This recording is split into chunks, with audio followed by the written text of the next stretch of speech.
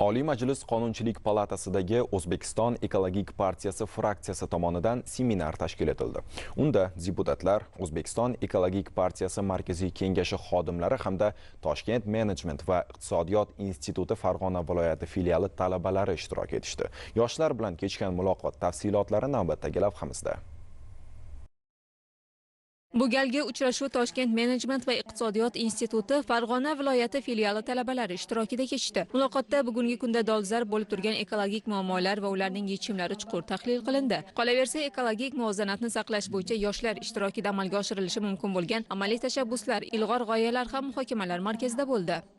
Fraksiya ekologik masalalarni hal qilish, umuman bioxilma xillikni, chiqindilarni boshqarish masalalarida bir qator qonunlar bilan mashg'ul, qonun ijodkorligi bilan shug'ullanadi va bugun shu qonun ijodkorligida yoshlarni jalb qilish, ularni ham bu jarayonlarda o'zini fikri, mulohazasini eshitish ham maqsad qilingan edi va bugun yoshlardan bu masalada juda ham ko'p takliflar olindi, ularni fikrlari juda ham muhim. Muloqot davomida deputatlar tomonidan bugungi kunda mamlakatimizda amalga oshirilayotgan siyosatda yoshlarning o'rni, demokratik sharoitda yoshlar parlamenti a'zolarining faol ishtiroki, ularning samarali ish olib borishi uchun yaratilayotgan barcha shart-sharoitlar masalasi xususida atroflicha ma'lumot berildi. Yoshlar o'zlarining ekologik masalalarga oid barcha savollariga mas'ullardan atroflicha javoblar olishdi. Yakunda talabalar uchun Oliy Majlis Qonunchilik palatasi bo'ylab sayohat uyushtirildi.